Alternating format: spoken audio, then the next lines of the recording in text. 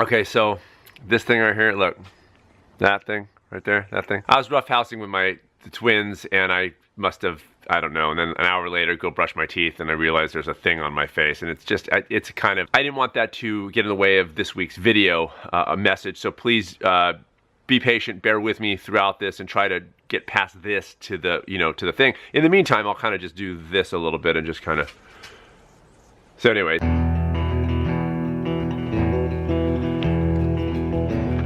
Good Saturday morning. I'm going for a hike. I know, not really a hiker. There's a retreat going on at the inn, and it includes an optional trail run kind of thing. They're not runners. They asked if I would hike, and I said sure. You know, on occasion I'll hike as long as there's a Sherpa that'll carry my bananas. They were literally plating it, and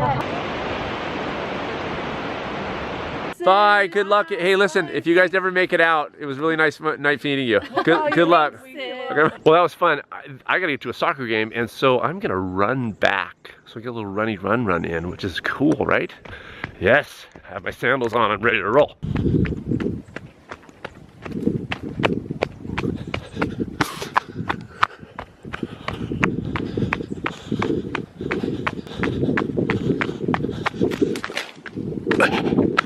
Well, that felt incredible. And to congratulate myself and to give myself a little treat for doing what I just did, I'm gonna go sit at a soccer game. I'm joking. I actually like soccer games. It's just, I got 2 of them today with an hour break in between. It's just, you know, it's the day. Now it's the day.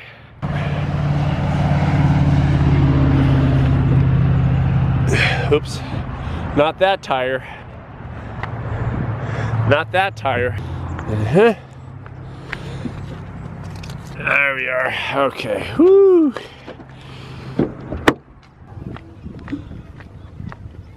Ma'am, can you stand farther away from the field, please?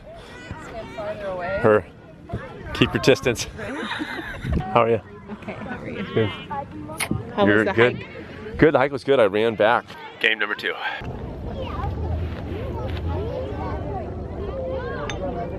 Also, my first non-water of the day, noon, cup of coffee. How do I zoom in? Okay, so the zoom is this little toggle here, so you can reach around your finger right here. Good, Ronan! What are we having for dinner? Beans and rice. My specialty, red beans and rice. Boom. Home, I'm not doing like a full-on cooking thing, but I'm just busting out some red beans and rice, and then I gotta do a small steppers Q&A while it's boiling. But here's what I got so far. Got my green bell peppers. Put some onions in there already.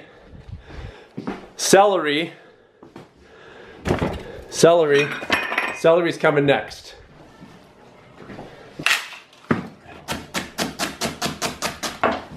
Boom.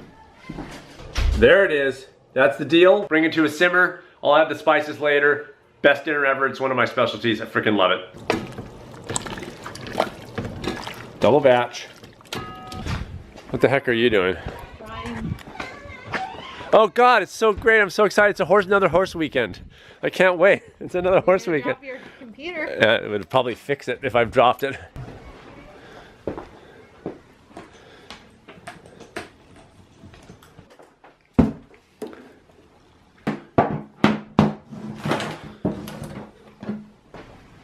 But I have just enough time to make myself an espresso. Oh, doctor.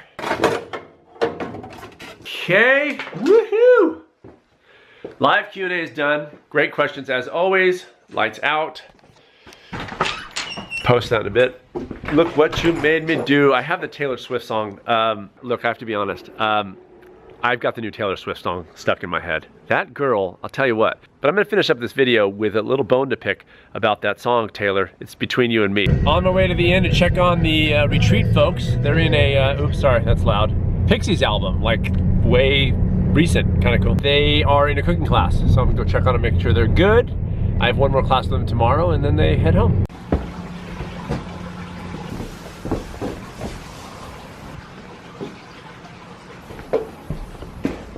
Hi, Danica.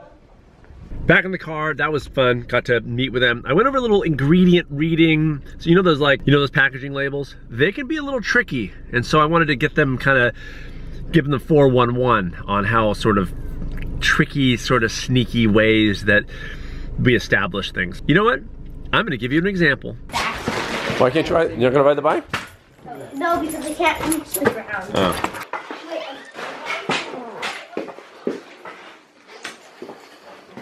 What a freaking wreck. That goes. So here's the label of lean ground beef, okay? So you see your 70% ground beef, 30% fat. What they're using for that is 1 pound, which is about 450 odd grams.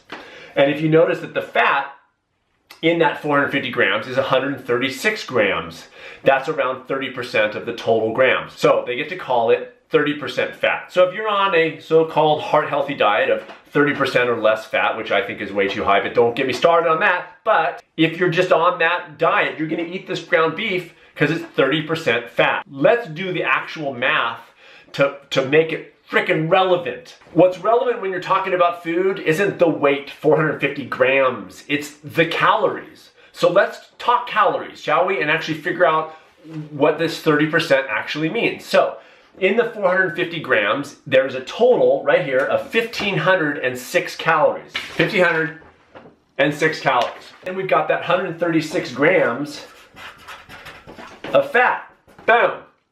But this 136 grams isn't calories. You gotta convert that to calories so that you can go calories total and then calories of fat and figure out what the percentage actually is. Fat carries 9 calories per gram.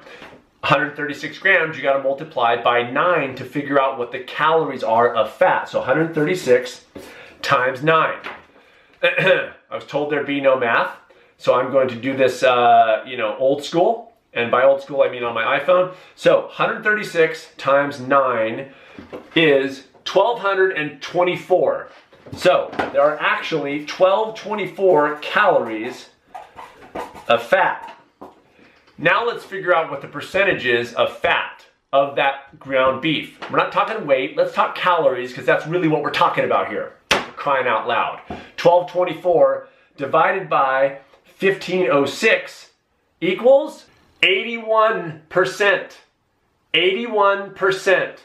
So this supposed lean ground beef that is 30% fat, when you talk calorically, is 81% fat. The rest, protein. We don't talk about ordering our protein. That beef is 19% protein and frickin' 81% fat. Are you kidding me? Eat your meat if you want to eat your meat, but let's at least be honest about what you're frickin' putting in your mouth.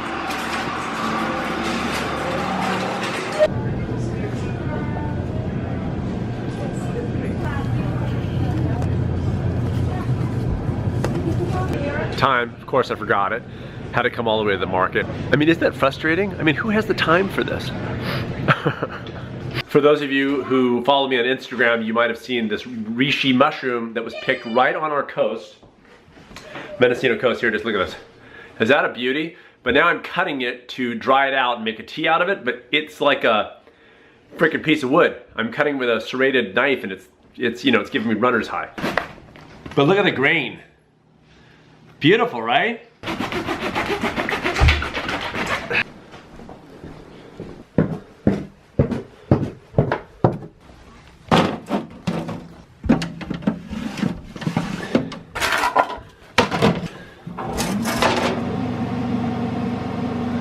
Let that sit overnight, see what happens. I'm recording this part of this vlog now because it's another horse weekend and I gotta go to the freaking horse show. Remember how a couple videos ago, or I don't know when, I poked a little fun at horse people? Here's what I've realized since. They know that they're odd and they don't care. Taylor, look what you made me do. Look what you made me do. I like the song, by the way, hats off to you. The message of that is, look what you guys made me do. That's not a small stepper's way. That we go, you didn't make me do anything, but I'm gonna I made a choice based on what's going on to do a certain thing. It's not as poetic. Look what I assessed in the world and made a decision based upon. But I do think the words we use are important. And I think assessing an action as a choice, because that's really, really what it is. Nobody actually makes you do anything.